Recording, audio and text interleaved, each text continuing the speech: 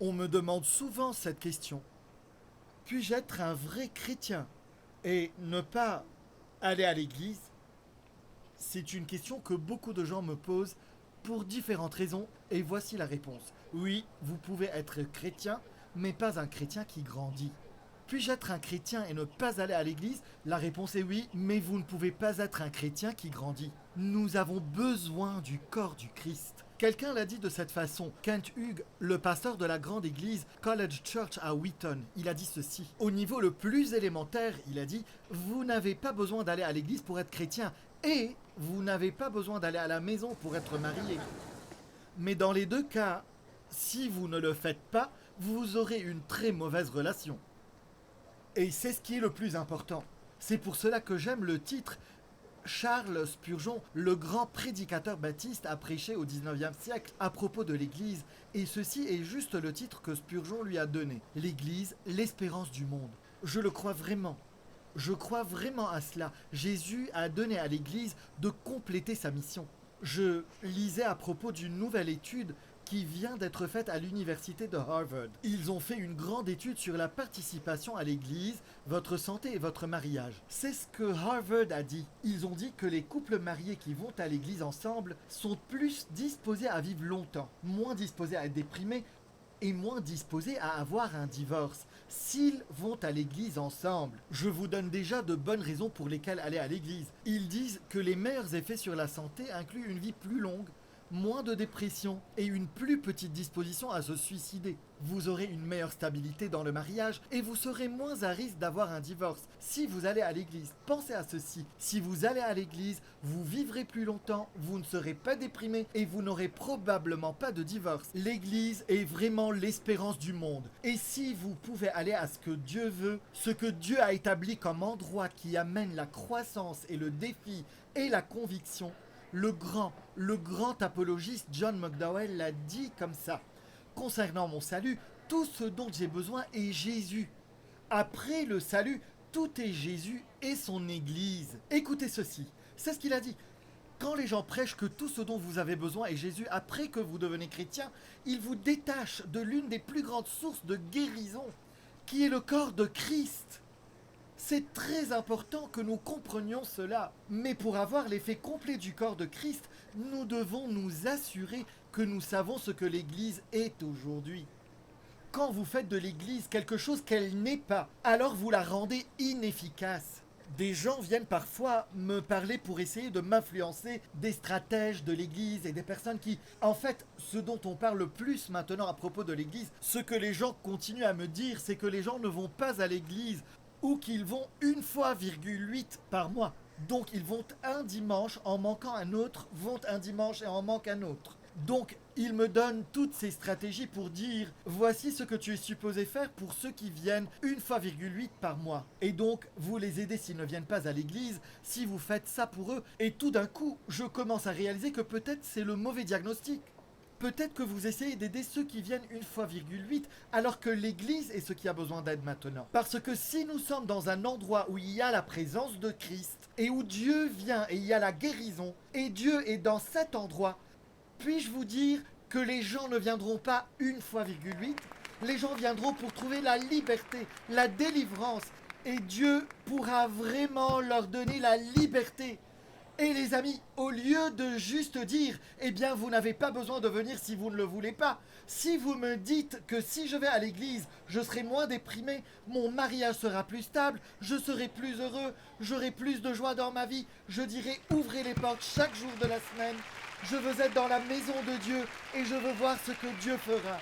C'est pour cela que c'est si important. Tellement d'églises se concentrent sur les apparences et font un spectacle plutôt que sauver des vies, font des performances au lieu d'expériences vivantes, une forme de piété. Quand l'église est comme ça, nous n'avons pas de puissance. Je veux que la puissance de Dieu vienne et libère les gens aujourd'hui. Je veux que la puissance de Dieu soit ici aujourd'hui. Laissez-moi juste dire ce que l'Église n'est pas. L'Église n'est pas... Je veux juste dire les choses comme elles sont. Les amis, écoutez bien. Nous avons déjà fait 2 sermons et je me fais déjà des problèmes. Donc disons juste que nous avons encore 23 sermons dans cette série. Donc quand nous terminons, voyons ce que Dieu fait. Premièrement, de ce que l'Église n'est pas un cabaret. Elle ne doit pas ressembler à des endroits confortables. Donc tout le monde simplement, nous ne pouvons pas en faire un endroit qui est une alternative. Laissez-moi dire cela. L'Église n'est pas une alternative à un mode de vie charnel. Ce n'est pas une alternative pour remplacer votre ancienne vie. L'Église est une antithèse. Elle est l'opposé. Ce n'est pas un endroit où, dans un sens, vous allez simplement pour vous défouler. Je vais là-bas pour obtenir dont j'ai besoin. Nous y allons parce que Dieu a changé nos vies. Nous voulons que les gens viennent avec gratitude pour dire « Écoutez, je suis là, pas pour moi, mais parce que Dieu est digne de louange et Dieu est digne d'adoration. » L'Église n'est pas un panthéon avec des personnes parfaites, où tout le monde est exemplaire. Nous avons tous des problèmes. Des gens me disent « Mais tu ne comprends pas, je viens d'une famille dysfonctionnelle. » Nous sommes tous dysfonctionnels. L'Église n'est pas un cabaret, l'Église n'est pas un panthéon, et l'Église n'est pas un musée où nous parlons de ce qui arrivait jadis. Dieu est vivant, son Fils est vivant aujourd'hui, et il travaille et veut que nous fassions quelque chose. L'Église est un hôpital pour rétablir les gens. L'Église est une caserne militaire pour vous préparer pour la guerre. L'Église doit être une école pour nous instruire. L'Église doit être un phare dans un monde sombre. L'Église elle essaie d'être si conforme que nous devenons non pertinents. David Wilkerson a donné une prophétie à cette Église. Il a dit que le Saint-Esprit lui a parlé et lui a dit que cette Église sera un phare dans les moments sombres, que les gens se tourneraient vers elle. Je suis si reconnaissant et je veux être dans un endroit qui n'essaie pas simplement de rendre les gens heureux. Je veux glorifier la seule personne. Écoutez les gars, quoi que je prêche ici, si vous dites yay et Dieu dit bouh, laissez-moi vous le dire, j'ai un problème. Mais si Dieu dit yay et vous dites bouh, laissez-moi juste vous le dire, alors là, tout va à merveille. Tout ce que je veux entendre, c'est bien fait, bon et fidèle serviteur.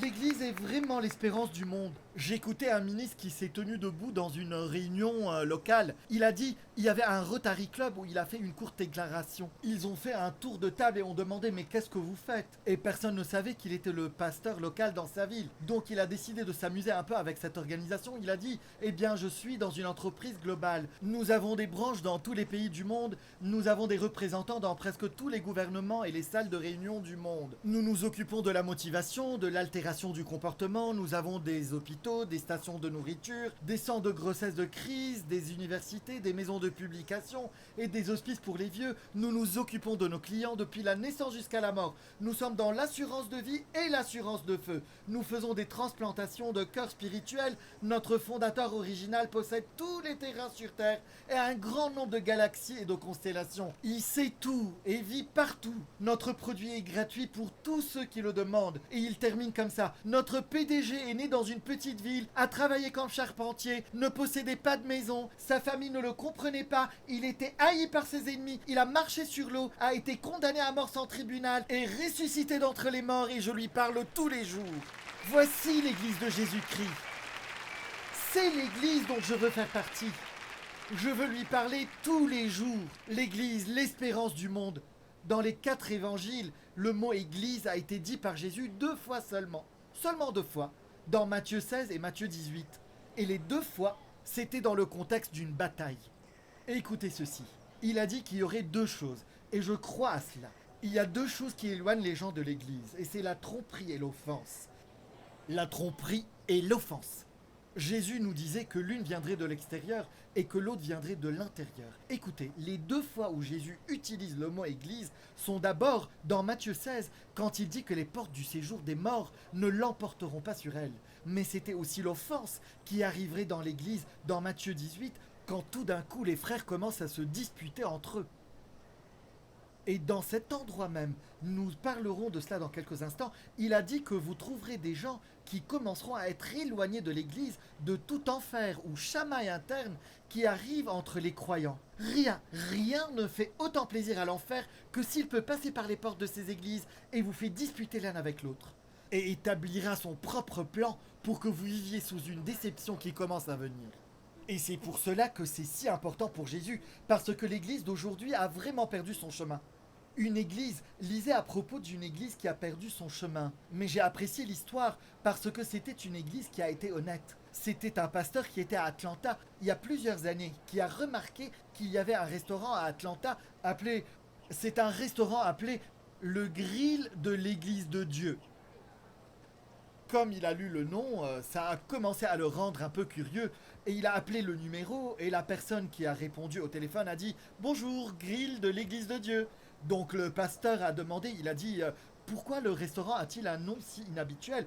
Et voici ce qu'ils ont dit. Eh bien, nous avions une petite mission ici et nous avons commencé à vendre des plats de poulet après l'église le dimanche pour aider à payer les factures parce que personne ne venait. Eh bien, les gens aimaient le poulet plus que la réunion. Donc, éventuellement, nous avons diminué l'église et nous avons augmenté nos ventes de poulet. Et éventuellement, nous avons juste fermé l'église et nous avons continué à vendre du poulet et nous avons gardé le même nom, le grill de l'église de Dieu. Maintenant, laissez-moi vous dire quelque chose. Si vous n'êtes pas un phare ou un hôpital ou une caserne militaire, alors vraiment ce serait mieux de juste vendre de bons plats de poulet. Parce que voici ce que je veux que vous compreniez. J'aime l'honnêteté de cet endroit. Parce que si vous n'allez pas faire ce que Dieu veut que vous fassiez, alors je vous le dis, enlevons donc le mot église de notre fronton et soyons ce que Dieu nous a appelés à être. Soyons cela. Parce que c'est là la question. Qu'est-ce que l'église? Qu'est-ce que l'église que Dieu nous appelle à être?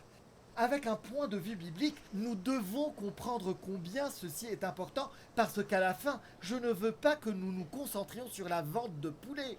Notre attention doit être tournée sur ce que la parole de Dieu a dit, le corps de Christ, ce que l'Église est supposée être. Je voudrais vous parler pendant juste quelques minutes du corps, de la mariée et de l'armée. Le corps, la mariée et l'armée. Je voudrais laisser la parole de Dieu définir ce que l'Église est vraiment. Personne d'autre que la parole de Dieu. En fait, nous prendrons tout de la lettre aux Éphésiens et nous ajouterons quelques versets parce que dans le livre aux Éphésiens, il appelle l'Église le corps de Christ. Éphésiens 1 et 1 Corinthiens 12. Nous lirons quelques-uns de ces passages, mais l'Église est aussi sa mariée. L'apôtre Paul nous le dit dans Éphésiens 5 et Apocalypse 19. Et ensuite, il appelle l'Église son armée. C'est Éphésiens chapitre 6 et Matthieu chapitre 16. Le corps de Christ, la mariée de Christ et l'armée de Christ. Donc parlons de cela pendant les quelques minutes qui suivent et commençons à voir ce que l'apôtre Paul commence à voir, ce que nous sommes ici, maintenant, ce que vous êtes supposé être, ce que je suis supposé être, tous ceux qui regardent du Madagascar, que vous regardiez de Ghana, des Philippines, Hong Kong, Taïwan, ou que vous regardiez de la Russie ou de la Chine. Je veux croire que l'église de Jésus-Christ est plus grande qu'un bâtiment, qu'elle est plus grande qu'un code postal, qu'elle est la mariée, qu'elle est le corps de Christ et qu'elle est l'armée de Christ. L'église est le corps de Christ, d'après Éphésiens 1 et 1 Corinthiens 14. Écoutez ce que l'apôtre Paul dit. Il a dit « Dieu a tout mis sous les pieds du Christ. Il a mis le Christ au-dessus de tout. Et il l'a donné comme tête à l'église. L'église est le corps du Christ. En elle, le Christ est totalement présent. Lui en qui Dieu habite totalement. Il dit que nous devenons la plénitude de celui qui commence à infiltrer et à remplir tout le reste. Qu'est-ce que ça veut dire d'être le corps de Christ? Essentiellement et simplement, vous et moi, nous tous dans le monde, nous sommes les mains de Jésus et ses pieds aujourd'hui.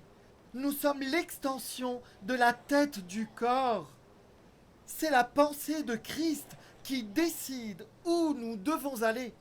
C'est pour cela que l'unité, écoutez Église, l'unité est un mot si important dans le corps de Christ. Le corps ne peut pas être efficace indépendamment. Vous ne pouvez rien faire tout seul. Pensez-y de cette façon. Êtes-vous prêts?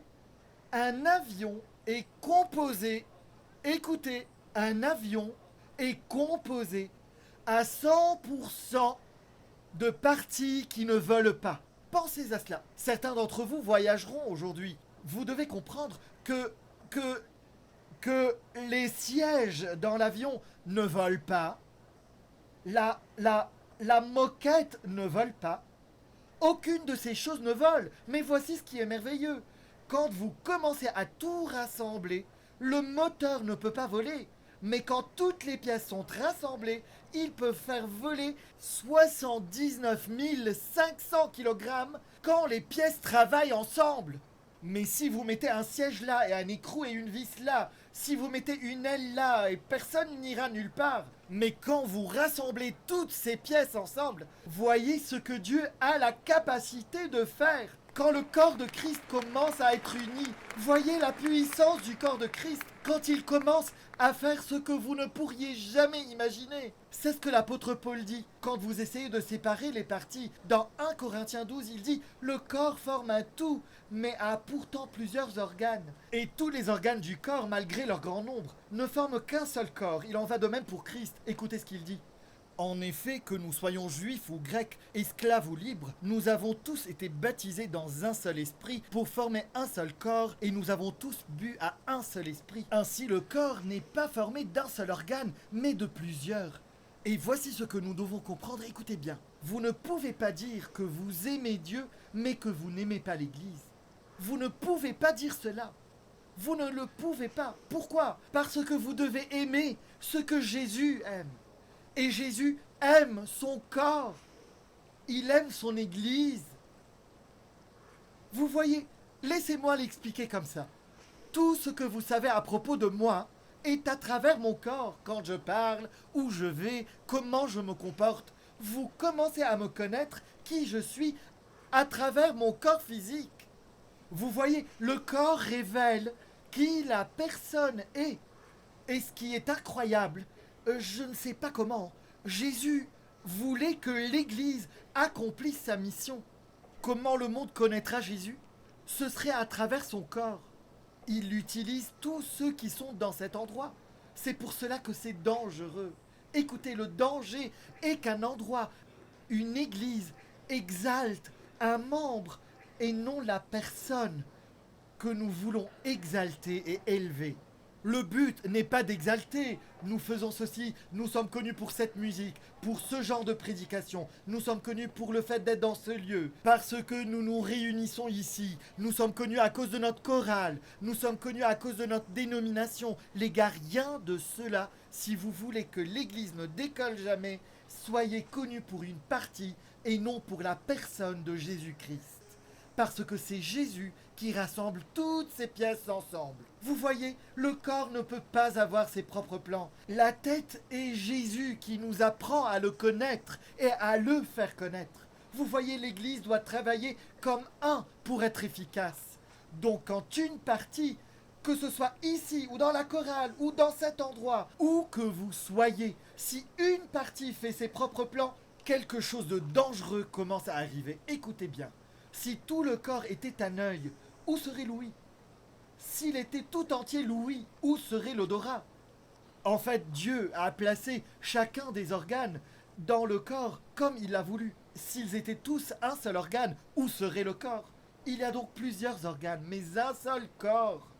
L'œil ne peut pas dire à la main « Je n'ai pas besoin de toi », ni la tête dire aux pieds « Je n'ai pas besoin de vous, nous avons besoin l'un de l'autre » pour faire ce que Dieu veut que nous fassions. C'est ce que le corps fait. Je veux dire, écoutez, ça arrive dans le domaine naturel et ça arrive dans le domaine physique. Je veux dire, pensez-y, même si ce n'est que quelques secondes. Si je cognais le pied ou l'orteil sur le bas de cette base de métal ici, mon orteil ne crie pas, mon orteil ne parle pas, mon orteil... Voici ce qui arrive, regardez le corps travailler. Si je me cogne ici, tout d'un coup, mon orteil le dit à mon cerveau. Dit à la bouche de commencer à crier « Aide-moi, Jésus !» Ensuite, mon cerveau dira « Je dirai aussi à la jambe droite de se préparer, parce qu'elle portera plus de poids. Dis-lui de bien se préparer, parce que je vais devoir... la faire sautiller à cette jambe. Donc quand tu gères ça, les mains doivent se préparer parce que les mains doivent tenir cet orteil alors que cette jambe est en train de sautiller. Donc pour faire ceci d'une façon efficace, vous devez crier, ces mains doivent tenir cette partie-là et cette jambe sera en train de sautiller. Donc pour que je me cogne l'orteil efficacement, je dois crier. Toutes les parties doivent travailler ensemble.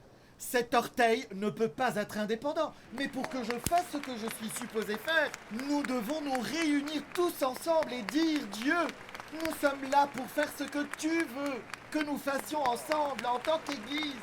En tant qu'Église, le corps de Christ.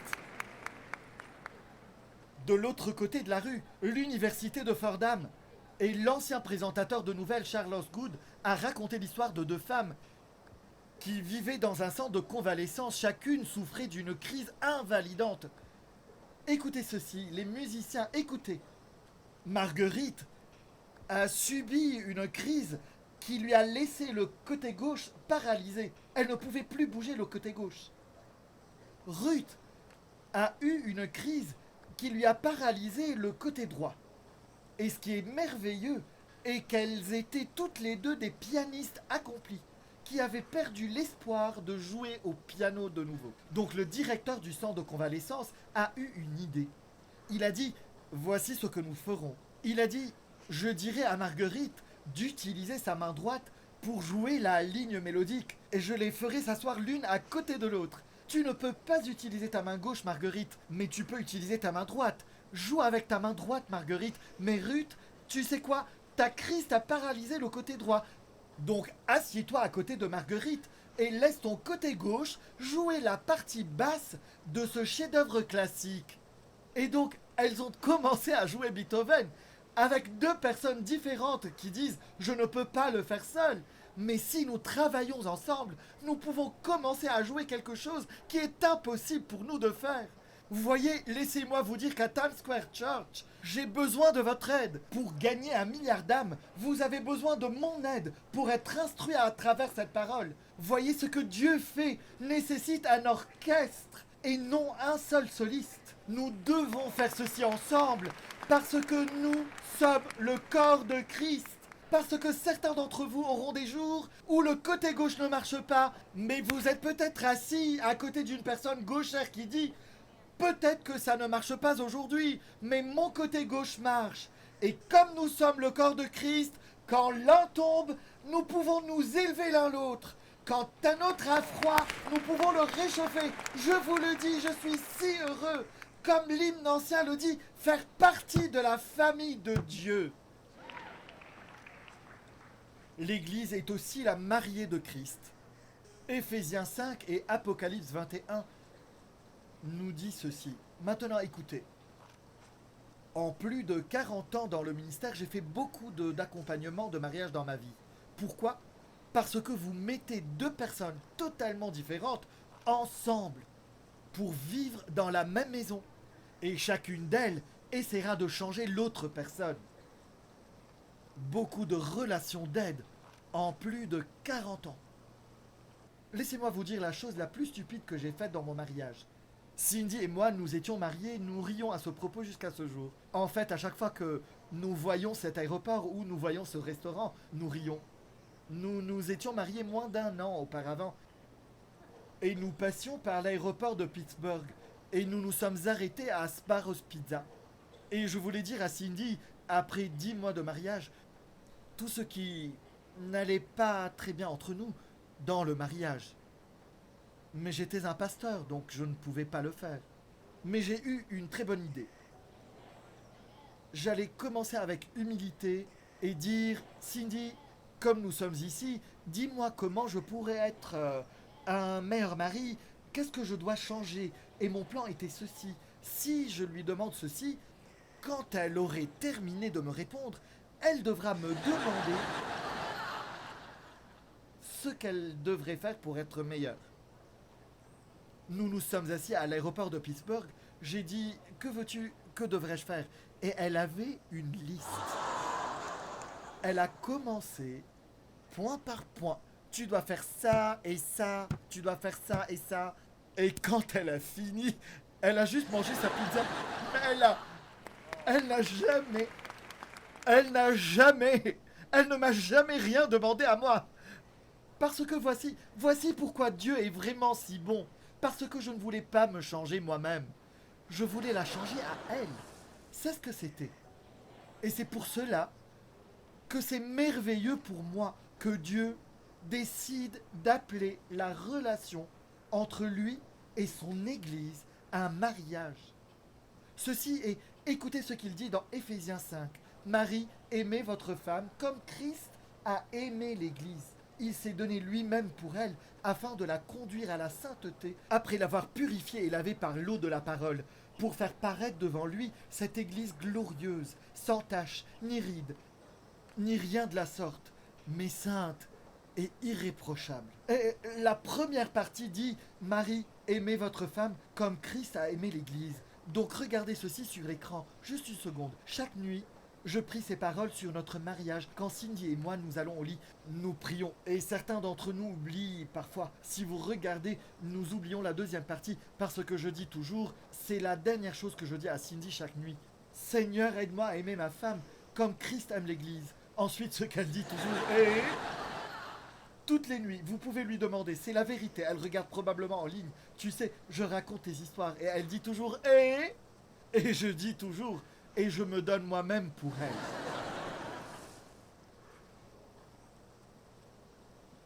Notre égoïsme veut toujours oublier les parties où nous mourons à nous-mêmes.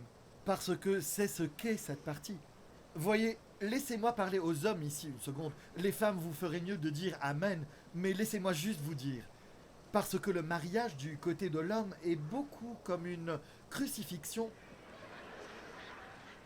Parce que les hommes, dans ce verset, obtiennent une croix et pas un trône.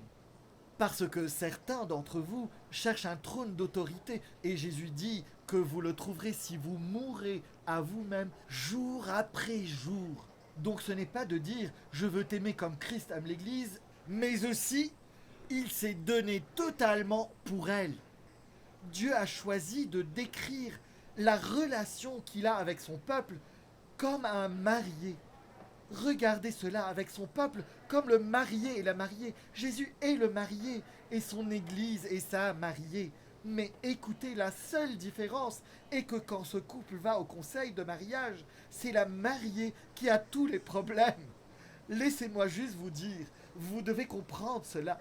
Si Jésus et l'Église vont au conseil de mariage, le marié est parfait. C'est son Église qui doit travailler. Voyez-vous, Amos le dit comme ceci. Deux hommes marchent-ils ensemble sans s'être concertés? Vous voyez, pour que l'Église marche avec Christ dans l'unité, elle doit être d'accord avec le Christ. Ce n'est pas Christ qui est d'accord avec vous. Ce n'est pas Jésus qui s'adapte à votre mode de vie. C'est là le danger qui arrive. Le danger est que si nous n'aimons pas ce que dit la parole, si nous n'aimons pas ce que le mari, Jésus, dit, alors nous recevons une croix pour mourir, c'est la crucifixion. Écoutez, laissez-moi vous dire, écoutez, tous les couples mariés, ceci est vrai et applicable à l'Église elle-même. Je vous donnerai un conseil après 40 ans d'accompagnement de mariage. N'hésitez pas à prendre note. Les 3 plus grands problèmes dans le mariage, les voici. Les 3 plus grands problèmes. Numéro 1, l'égoïsme. Numéro 2, l'égoïsme. Numéro 3, c'est exactement cela. L'égoïsme, c'est que les gens ont leur propre plan. Et je pense que ça va de même pour la mariée de Christ. Pouvez-vous imaginer si Jésus et la mariée vont au conseil de mariage? Le problème n'est pas Jésus, mais l'égoïsme de la mariée.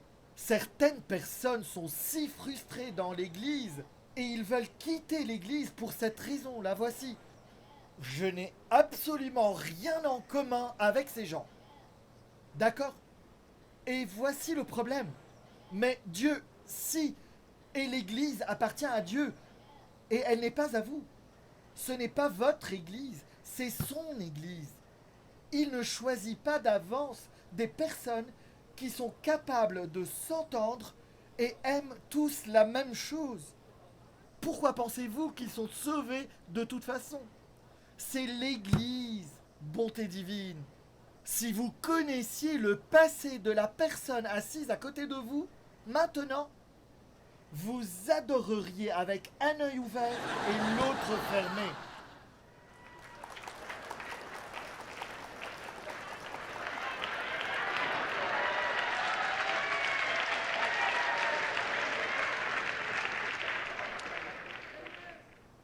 Juste pour un moment. Juste regardez la personne à côté de vous et levez un sourcil. C'est tout ce que vous devez faire. Merci Dieu, ils sont là. C'est le meilleur endroit pour eux d'être. Et vous ne savez pas ce qu'ils faisaient avant. Si vous choisissez une église sur la base des gens avec qui vous avez des choses en commun, alors vous ne voulez pas une église, vous voulez un club. C'est ce que vous voulez. Vous voulez que tous aient des Harley et que tout joue au fantasy football. Mais si vous voulez un endroit plein de pécheurs qui sont tous endommagés, bienvenue à l'église de Jésus-Christ aujourd'hui. Bienvenue à la maison de Dieu. C'est ce que nous avons en commun aujourd'hui. Écoutez, l'église n'est pas une communauté naturelle formée de personnes avec des intérêts en commun.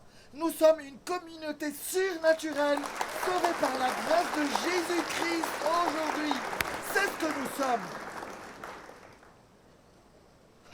Maintenant, si vous voulez savoir comment ça marche, je dois vous le montrer. C'est là que l'église doit commencer à aller. Je ne suis pas le centre. Le centre est Dieu qui sauve la vie des gens. Écoutez, Matthieu chapitre 10 est la meilleure façon d'expliquer comment Jésus rassemble sa mariée. Et pour faire ceci comme il faut, je dois vous raconter une histoire rapide de deux groupes de gens dans le Nouveau Testament. Je vous donnerai un historique rapide des zélotes et des collecteurs d'impôts. Commençons avec les collecteurs d'impôts. Les collecteurs d'impôts dans le Nouveau Testament étaient des juifs qui prenaient les taxes de leurs compatriotes juifs pour l'Empire romain. Ils vivaient, ils gagnaient leur pain en demandant plus de leur propre peuple pour enrichir les Romains et s'enrichir eux-mêmes. Donc, qu'est-ce qui était si horrible en ces personnes-là? Ils étaient vus comme des traîtres. On disait Rome est venue et a envahi le pays et maintenant vous travaillez pour eux. Ils étaient considérés comme des traîtres parce que non seulement ils prenaient l'argent de leur peuple, mais ils prenaient trop d'argent et s'enrichissaient eux-mêmes. Maintenant, les zélotes étaient très intéressants. Les zélotes étaient les loyalistes radicaux. Ils faisaient en fait des activités terroristes au nom de la religion contre les Romains.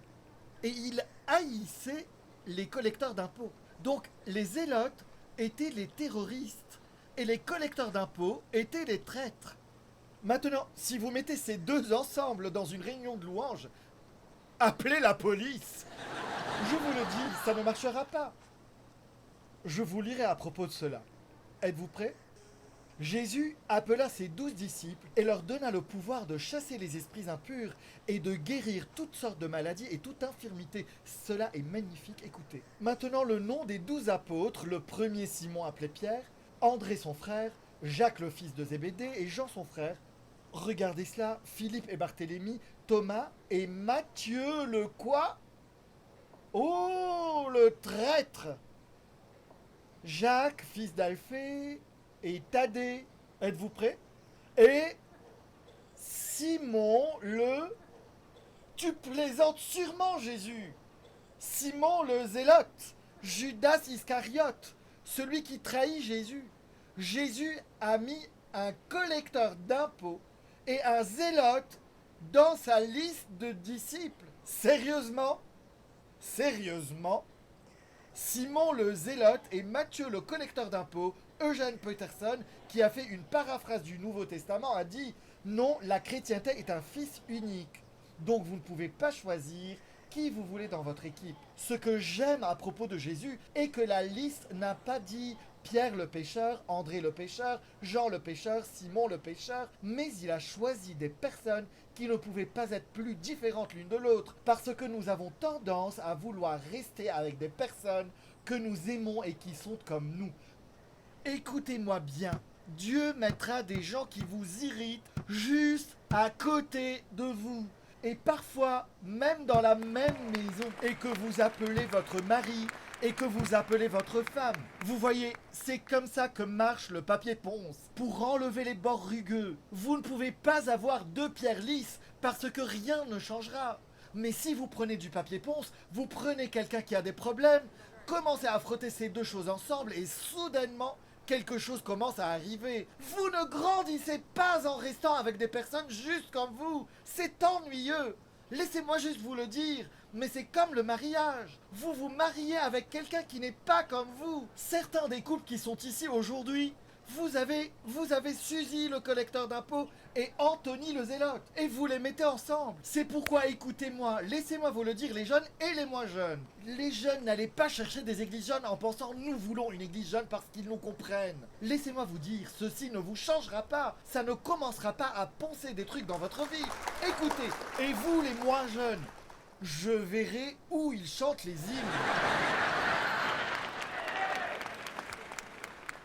Tout cela, toutes ces choses nouvelles et tout cela, levez-vous, levez-vous, je ne comprends pas cela, je comprends juste les hymnes. Vous savez, oui, allez dans une église comme ça et ça sera juste des surfaces lisses. Et tous les jeunes de la nouvelle génération iront à l'église où tout le monde a des pantalons déchirés, des casquettes et ils finissent par se ressembler tous et personne ne grandira dans les deux endroits. L'église a des zélotes, l'église a des collecteurs d'impôts parce que c'est l'église de Jésus et pas la nôtre. Alléluia! Ne dites pas que telle personne vous gêne. Dites que cette personne vous sanctifie. C'est ce qu'ils font. Je vous ai donné quelque chose de bon à dire à vos femmes. Nous sommes la mariée de Christ. Et donc nous avons besoin de beaucoup de conseils. Nous sommes la mariée de Christ. Et nous avons besoin de beaucoup de conseils pour que les deux soient d'accord. Savez-vous ce qui est merveilleux pour moi? Laissez-moi juste terminer. Mais avant de faire ça, c'est merveilleux quand vous voyez un couple marié qui marche ensemble depuis plusieurs décennies. N'est-ce pas merveilleux quand vous les voyez finir les phrases l'un de l'autre? N'est-ce pas merveilleux quand vous les regardez? Chacun sait ce que l'autre pense. Ils savent ce que l'autre personne fait. Il y a juste quelque chose parce qu'ils sont toujours en accord l'un avec l'autre. Il y a quelque chose qui arrive.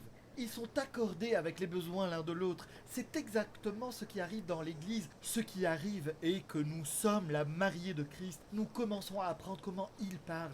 Nous commençons à apprendre comment Jésus pense. C'est ce qui arrive. Écoutez, écoutez bien. C'est l'un des versets les plus puissants sur la mariée. Dans tout le Nouveau Testament, spécialement dans le livre de l'Apocalypse. Écoutez, l'Apocalypse 22, 17. Voici ce qu'il dit. Il dit que l'Esprit et l'épouse disent quoi? L'esprit, écoutez bien, l'esprit et l'épouse disent bien. Vous savez ce que ça veut dire? L'église et le ciel, le voici. Mettez-le sur l'écran, merci. L'église et le ciel disent la même chose en même temps quand nous sommes dans une bonne relation. Ça dit que l'église dit viens. Et le corps, écoutez, la dernière chose que je voudrais faire, les amis, est de ne pas... Je veux simplement dire ce que l'esprit dit. Non, je ne veux pas dire ce qu'une formule dit, je ne veux pas dire ce qu'un stratégiste ou un gourou dirait, ou une dénomination, ou un pasteur que j'ai entendu. Je ne veux pas dire n'importe quoi, je veux dire ce que le ciel dit, et le dire en même temps. Le ciel dit. Si le ciel dit viens, je veux dire viens. Si le ciel dit va, je veux dire va. Je veux écouter ce que le marié dit. Parce que nous ne sommes pas juste le corps de Christ, alléluia, nous sommes l'épouse de Christ. Et c'est ce que Dieu nous a appelés à faire. Je voudrais conclure avec cela.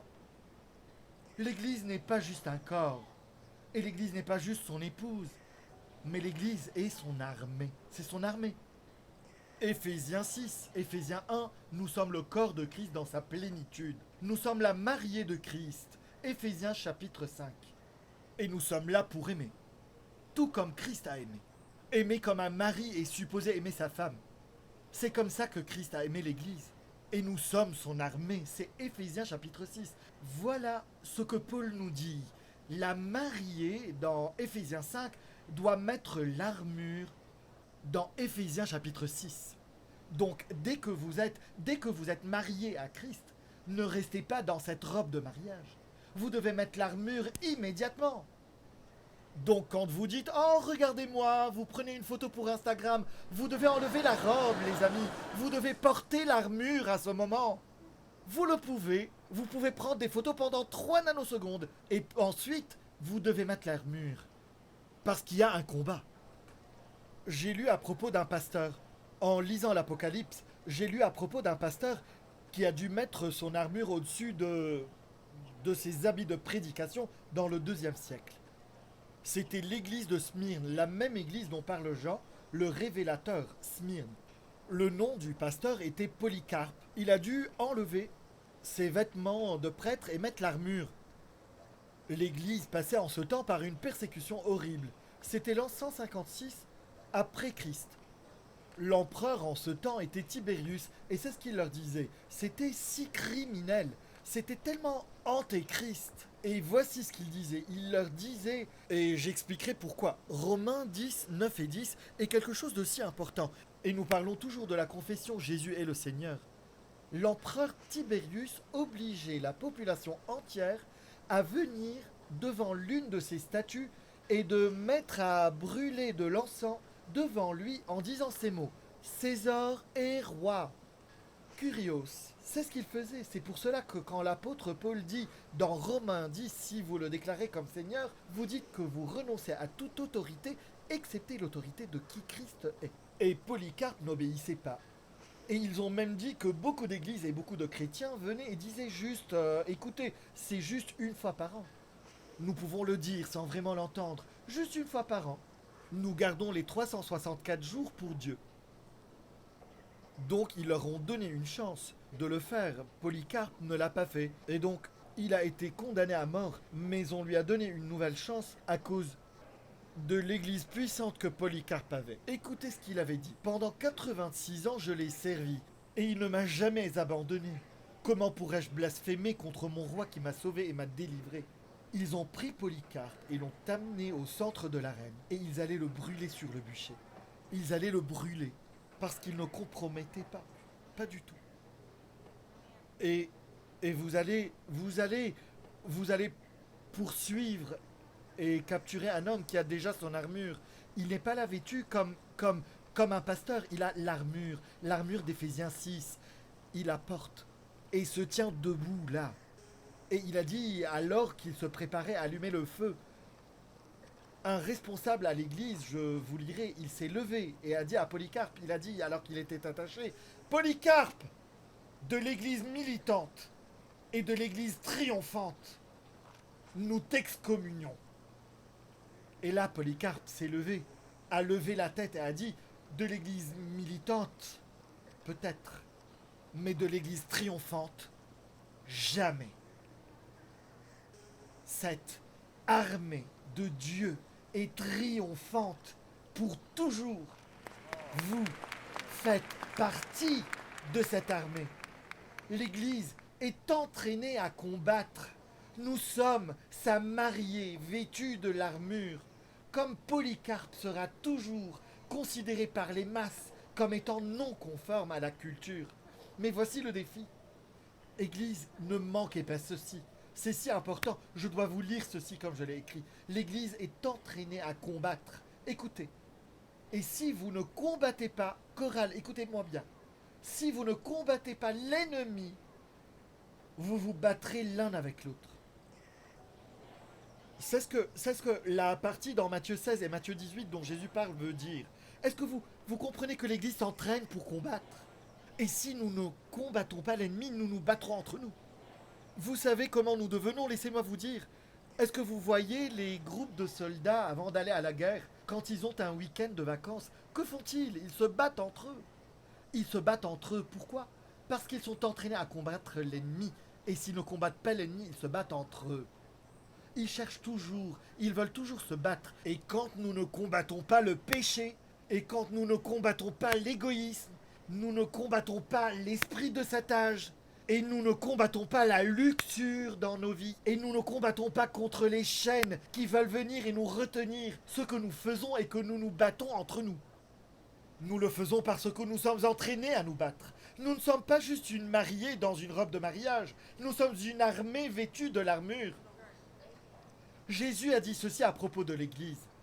Et il a dit à Pierre, il a dit, tu es Pierre, et sur cette pierre, dites-le avec moi, je bâtirai mon Église. Dites le reste du verset. Et les portes du séjour des morts ne l'emporteront pas sur elle. Vous savez, cette phrase me surprenait toujours, parce que je pense que je ne la lisais pas correctement. Les portes du séjour des morts ne l'emporteront pas. Parce que c'est presque... Quand vous y pensez, pensez-y juste un peu. C'est une phrase bizarre parce que des portes qui l'emportent. Je pense que parfois nous comprenons mal. Cela ne veut pas dire que l'Église est invincible face aux attaques de l'enfer, mais plutôt que l'Église ne peut pas être conquise. Écoutez bien, quand l'Église prend l'offensive. D'accord, laissez-moi vous expliquer. Ce que Jésus disait est ceci. Il leur disait cela, il faut attaquer. L'Église est une force offensive. Ce ne sont pas les portes qui viennent contre nous et ne l'emporteront pas. C'est l'Église. L'idée n'est pas que l'enfer attaquera l'Église, bien qu'il le fasse, mais plutôt c'est l'Église qui attaque l'enfer. Et pendant que l'Église fait cela, les portes même de l'enfer capituleront devant l'offensive de l'Église. Vous comprenez? Ce qu'il disait est que quand ces portes se ferment, et l'enfer dit vous ne pouvez pas entrer, vous voyez, les portes ne combattent pas, elles protègent. Les portes du séjour des morts, voici ce que je voudrais vous dire, vous ne pouvez pas empêcher l'armée de Dieu de s'infiltrer dans les camps fortifiés de l'enfer. Il parlait d'une église qui s'occupe de l'enfer, qui a des gens captifs et les laisse enchaîner. C'est une image de la ville qui a pris des prisonniers et ses portes fortes sont supposées garder ceux qui veulent la confronter dehors pour qu'ils ne sortent pas les prisonniers et ne libèrent pas les gens. Et ce qu'il leur disait est ceci. C'est une image de l'église qui entre dans le domaine de l'enfer, une église qui ne permet à aucune porte de l'arrêter, de défoncer cette porte et de dire « Y a-t-il quelqu'un qui est enchaîné ou prisonnier ici-bas ?» Vous pouvez être libéré par la puissance de Jésus-Christ. C'est de cela qu'il parle. Le grand commentateur William Barclay l'a dit comme ça. Il a dit « Il n'y a jamais eu un temps où c'est plus difficile d'être chrétien. Et il n'y a jamais eu un temps où c'était plus nécessaire d'être chrétien. Il n'y a jamais eu un temps, c'est plus difficile d'être croyant. Mais il n'y a jamais eu un temps, je vous le dis maintenant, où c'est plus nécessaire d'être le marié, d'être le corps, d'être l'armée de Dieu. » Et ceci est un défi pour nous tous aujourd'hui. Vous savez, c'est pour cela que l'ennemi veut venir. Ma mère me disait, mon père me disait quand ils allaient à Glad Tidings Tabernacle de l'autre côté de la rue en face de Madison Square Garden, ils me disaient quand les personnes de foi et les guérisseurs par la foi venaient. Mes parents me parlaient de Smith Wigglesworth quand il venait dans les années 50, ici à la 34e rue. Et ceci est quelque chose que Wigglesworth a dit, ce grand évangéliste guérisseur. Il a dit que la grande foi est le produit de grands combats. Les grands témoignages sont le résultat de grands tests et de grands triomphes ne pouvaient provenir que de grandes épreuves. Ce qui veut dire que l'Église a une grande histoire à raconter. Parce que nous avons été dans de grands combats. Et à travers Jésus, nous avons remporté la victoire par Jésus-Christ. Comment combattre ? Comment combattre dans cette guerre? C'est ici que nous allons conclure. Maintenant, vous pouvez clôturer avec la musique de l'armée de Dieu. Donc c'est Éphésiens 6, comment gagner dans cette guerre. Vous voyez, Éphésiens 6 est considéré comme le chapitre de la guerre spirituelle. Mais il y a un contraste intéressant que les gens manquent, et c'est la partie avec laquelle j'aimerais terminer. Vous voyez, quand les Éphésiens parlent de combattre non contre la chair et le sang, mais contre les principautés et les puissances des ténèbres, c'est un contraste, c'est un véritable contraste. Mais il y a un contraste que je ne veux pas que vous manquiez aujourd'hui concernant l'Église de Jésus-Christ. C'est un contraste que nous manquons, et c'est le contraste entre un lutteur et un soldat. Il a dit enfin, mes frères et sœurs, fortifiez-vous dans le Seigneur et dans sa force toute puissante. Revêtez-vous de toutes les armes de Dieu afin de pouvoir tenir ferme contre les manœuvres du diable. Regardez le verset 12. En effet, ce n'est pas contre l'homme que nous avons à lutter, mais contre les puissances, contre les autorités. Vous voyez ce que nous faisons et que nous pensons, ce que nous gardons en tête, et nous ne luttons pas contre la chair et le sang.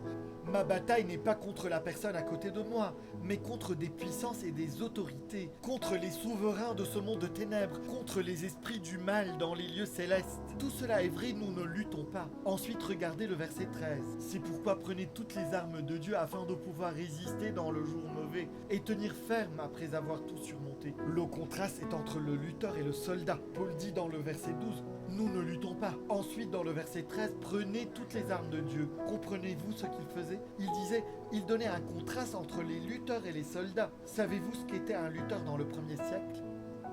C'était un combat jusqu'à la mort. C'était un individu contre l'autre. Et c'est ce que dit l'apôtre Paul, vous n'êtes pas seuls. Vous n'êtes pas des lutteurs.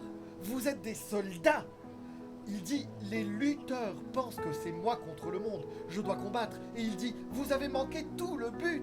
Il dit, vous êtes des soldats, ce qui veut dire que vous combattez ensemble. C'est l'image dans ce film, dans ce film Gladiator. Quand Russell Crowe est dans le Colisée, il dit, qu'est-ce qui sortira de là? Qu'est-ce qui sortira de ces portes? Voici ce qu'il dit. Il dit, si vous combattez seul, vous mourrez. Mais si nous combattons ensemble, nous gagnerons. C'est le principe. Et ce que l'armée romaine faisait est qu'ils se serraient les coudes et s'avançaient. Ils se serraient les coudes. Je veux dire, pensez à ceci. Je n'allais pas le faire. Ricardo, viens là, je te prie. J'ai besoin que tu sois à temps. Donc, juste pour un moment, si cet objet est ma famille, et ça c'est ma victoire, Ricardo, combien mesures-tu? D'accord. Je dois prêcher la réunion suivante, donc doucement. Disons, donc, d'accord, tu dois m'enlever. Donc, vas-y, je suis là, pousse-moi. Oh, mais qu'est-ce que c'est que ça? Comme un bébé. D'accord, très bien, reviens là. Reste bien là. Je ne suis pas un lutteur. Je suis un soldat. Je ne peux pas le battre. Regardez-le. Je ne peux pas le battre. Mais je ne suis pas seul. Si je lutte, je perdrai. Mais j'ai des soldats. John, viens là. De rond. Et regardez ce gars. Ils sont des musiciens, ils ne sont pas vraiment imposants. Regardez ses mains. Ici, viens de ce côté. Je ne suis pas un lutteur. Nous sommes des soldats, nous nous serrons les coudes. Essaie maintenant, viens m'enlever de là où je suis. Voilà, c'est ça, c'est là, c'est toute la différence. Nous sommes l'armée de Dieu. Levez-vous avec moi, dites avec moi, nous sommes l'armée de Dieu. Alléluia. Je suis là pour vous dire aujourd'hui, je ne vais pas à l'église, je suis l'épouse de Christ. Je ne vais pas simplement à l'église, je suis le corps de Christ. Je suis l'épouse de Christ et je fais partie de l'armée de Dieu aujourd'hui. C'est ce que nous sommes appelés à faire. Nous voir comme quoi que ce soit d'autre est une image tellement plus basse de l'église. Je ne veux pas un club, je veux faire partie d'une armée. Je ne veux pas un club, je veux être parmi les zélotes et les collecteurs d'impôts qui sont tous en train d'être changés par la puissance de Jésus-Christ. Je veux faire partie d'un endroit qui dit que les portes de l'enfer ne l'emporteront pas sur nous. Je veux faire partie d'un endroit qui dit « Enfer, tu essaies de me tromper concernant l'église. Des offenses à l'intérieur de l'église essayent de me fragiliser. Je veux faire partie de l'église triomphante. Je veux faire partie de l'église qui ne tombera pas, mais qui est élevée par la grâce de Dieu lui-même. Elle peut être élevée. » Je voudrais vous demander, comme nous concluons aujourd'hui, en terminant notre sermon d'aujourd'hui, il y a un verset que je dois vous dire avant de conclure et de prier. Mais faisons ceci juste un moment. Unissons-nous en une armée aujourd'hui. Je sais très bien, vous êtes peut-être à côté d'un zélote, vous êtes peut-être à côté d'un collecteur d'impôts. Regardez juste en avant, ne les regardez même pas aujourd'hui. Donc voici ce que je veux que vous fassiez. Je veux que vous vous serriez les coudes avec quelqu'un. Vous pouvez peut-être même atteindre ceux de l'autre côté de l'allée. Je veux que vous vous teniez bien. D'accord. Regardez la personne à votre droite et dites juste « Nous sommes ensemble, nous sommes dans l'armée ». Je voudrais prier pour vous en tant qu'armée, balcon, public, vous qui nous regardez par la télé aux Royaumes-Unis et vous n'êtes que 2 personnes, c'est ok. Vous pouvez quand même battre Ricardo. Donc vous devez juste comprendre combien c'est important. Quand vous vous serrez les coudes, vous vous soutenez ainsi. Amen, Père, nous sommes ton armée aujourd'hui. Ceci est le corps de Christ. Allez, parlez-lui. Vous êtes libre de prier maintenant. Église, Dieu, dites-lui, juste dites-lui, nous sommes l'épouse de Christ. Nous sommes une épouse qui porte l'armure aujourd'hui. Alléluia. Dieu, je prie que tu prennes cette armée. Je prie que les portes de l'enfer ne puissent jamais l'emporter sur cet endroit. Mais Dieu, nous bougeons, nous avançons vers les régions fortifiées de l'ennemi. Là où les portes ont été construites et les prodigues sont coincés et enchaînés. L'endroit où les gens restent enchaînés à une offense, enchaînés à une trahison, enchaînés à quelque chose qui leur est arrivé à l'église. Nous défonçons ces portes et nous disons soyez libérés aujourd'hui, soyez libérés aujourd'hui, soyez libérés dans cette maison aujourd'hui. Nous sommes le corps de Christ, nous sommes le corps de Christ, nous sommes l'épouse de Christ et nous sommes l'armée de Dieu. Et donc, Dieu, aujourd'hui, nous demandons une percée. Comme nous nous serrons les coudes, je prie pour une percée maintenant. Si quelqu'un a des problèmes, si quelqu'un est enfermé, si quelqu'un est captif maintenant, libère-les maintenant. Ok, comme vous desserrez les coudes, comme vous les desserrez, laissez-moi juste dire ceci. Je suis passionné à ce propos aujourd'hui. Il y a des gens qui sont ici aujourd'hui, je vous le dis. L'enfer vous a trompé. L'enfer vous a trompé. Il a enlevé la mariée, le corps et l'armée. Et il essaye de vous isoler. Et vous serez là comme un siège d'avion qui ne peut pas voler. Mais Dieu dit, je vous mets dans un corps, je vous mets dans une église, je vous mets avec d'autres parties. Et quand toutes les pièces sont rassemblées, quand il rassemble toutes les pièces là dans la chorale, il dit qu'il y aura un décollage qui arrivera. Mais vous ne pouvez pas, écoutez-moi bien, vous ne pouvez pas, Vicky ne peut pas, elle ne peut pas décoller seule. Luc et Déron, John, vous ne pouvez pas, David, je me fiche de combien vous êtes bons, vous ne pouvez pas le faire tout seul. Personne d'entre nous ne le peut, je ne peux pas le faire. Je suis si reconnaissant. Écoutez, vous ne pourriez pas m'entendre sans ces gars-là, là-bas. Et Juan, au fond, qui s'occupe du mixeur de son. Ceci n'arrive pas tout seul. Le décollage arrive alors. Mais dès que nous rompons les rangs et nous disons « Je n'ai besoin de personne », faites attention. Parce que vous aurez besoin d'appeler l'armée pour qu'elle défonce les portes et dise « Nous vous sauverons ». C'est ce que fait l'armée de Dieu. Elle défonce les portes et sauve les gens. Et certains d'entre vous aujourd'hui, je vous le dis, vous êtes au bon endroit aujourd'hui. Vous êtes au bon endroit aujourd'hui. Je ne continuerai pas ceci aujourd'hui. J'ai déjà parlé assez longtemps. Donc écoutez bien. Vous ne faites pas partie de la mariée, vous ne faites pas partie du corps. Vous pensez, je suis dans une église, voici ce que la Bible dit. Écoutez l'Apocalypse. Et nous conclurons après. Je pense que j'ai dit que nous conclurons beaucoup de fois aujourd'hui. Vous savez quoi ? Yuka dit 3 fois, donc il compte. Mais Seigneur, je pardonne à Yuka cette offense maintenant.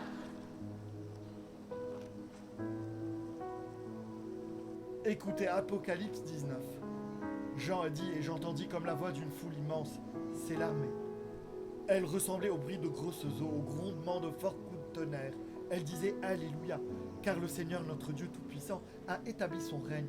Réjouissons-nous, soyons dans la joie et rendons-lui gloire, car voici venu le moment des noces de l'agneau, et son épouse, c'est la mariée, c'est le corps, c'est l'armée. Son épouse s'est préparée. Il lui a été donné de s'habiller d'un fin lin, éclatant, pur. En effet, le fin lin, ce sont les œuvres justes des saints. L'ange me dit alors, écris heureux ceux qui sont invités au festin des noces de l'agneau. Puis il ajouta, ces paroles sont les véritables paroles de Dieu. Écoutez, vous n'y arriverez pas sans faire partie de la mariée de Christ. Vous n'arriverez pas là sans avoir une relation. L'épouse veut dire que vous avez décidé. Vous ne devenez pas marié accidentellement. Vous devez prendre la décision de marcher jusqu'à l'autel, de vous mettre une bague sur le doigt, d'avoir un prêtre et de tout préparer. Vous n'allez pas juste à l'église et vous n'en partez pas en disant « Oh, je suis marié ». Cela n'arrive pas. C'est ce que Tim a dit, serrer les coudes. Donc, oh chérie, ça n'arrive pas. Il y a un processus. Voici le processus. Vous ne devenez pas la mariée parce que vous êtes venu aujourd'hui. Vous ne devenez pas la mariée. Écoutez bien. Vous ne devenez pas l'épouse juste parce que vous regardez. Vous devez prendre la décision aujourd'hui. Je veux qu'il soit mon mari. Je veux être son épouse aujourd'hui. Je veux Christ dans ma vie pour qu'il me change de l'intérieur. Vous n'allez pas à la célébration du mariage de l'agneau juste en y allant. Mais vous prenez une décision. Je veux être dans une relation avec Jésus-Christ pour toujours aujourd'hui. Toute tête, tout œil qui regarde, tout le monde, là où que vous soyez, tout le monde ici présent, tout le monde qui nous regarde de partout dans le monde, New York City, si vous êtes ici aujourd'hui et vous dites juste, Pasteur Tim, j'allais à l'église, j'ai fait partie d'une dénomination, mais je n'ai pas été son épouse. Aujourd'hui, je veux une relation avec Dieu. Je veux que Dieu vienne et me change de l'intérieur. Je veux qu'il soit mon mari. Je veux être son épouse. Je veux une relation. Je ne veux pas qu'on me connaisse comme quelqu'un qui va à une église, une mosquée, une synagogue. Je veux savoir que je suis dans une relation parce qu'il invite son épouse dans cette célébration de mariage. Et si vous êtes ici aujourd'hui et vous dites, Pasteur Tim, je veux être partie de cela. Je veux une relation avec Dieu aujourd'hui. Je veux, comme Jésus l'a dit, je veux être né de nouveau. Écoutez, personne ne peut voir le royaume de Dieu. C'est là que ça arrive, c'est le restaurant. Vous ne pouvez pas y arriver, sauf si quoi? Si vous êtes quoi? Si vous êtes ici et vous dites, Pasteur Tim, je veux être né de nouveau, quand vous priez cette prière, je veux commencer cette aventure avec Dieu aujourd'hui, sans aucune hésitation. Levez les mains, levez les mains, le plus haut que possible. Gardez-les là-haut, en haut, gardez là-haut. Là-haut, là-bas, oui, là-bas au fond, levez-la, levez vos mains. Oui, tous ensemble, levez vos mains, je veux voir, je veux que tout le monde lève les mains. Allez, prions tous ensemble, allez, que tout le monde dise ces paroles avec moi. Seigneur Jésus, je crois que tu es le Fils de Dieu. Je crois que sur la croix, tu as pris mon péché, ma honte et ma culpabilité. Et tu es mort pour cela. Tu as fait face à l'enfer pour moi, pour que je ne doive pas y aller. Tu es ressuscité d'entre les morts pour me donner une place au ciel, un but sur terre et une relation avec ton Père. Aujourd'hui, Seigneur Jésus, je me détourne de mon péché pour naître à nouveau. Dieu est mon Père, Jésus est mon Sauveur, le Saint-Esprit est mon aide, la Bible est mon guide, et le ciel est ma demeure. Au nom de Jésus. Alléluia!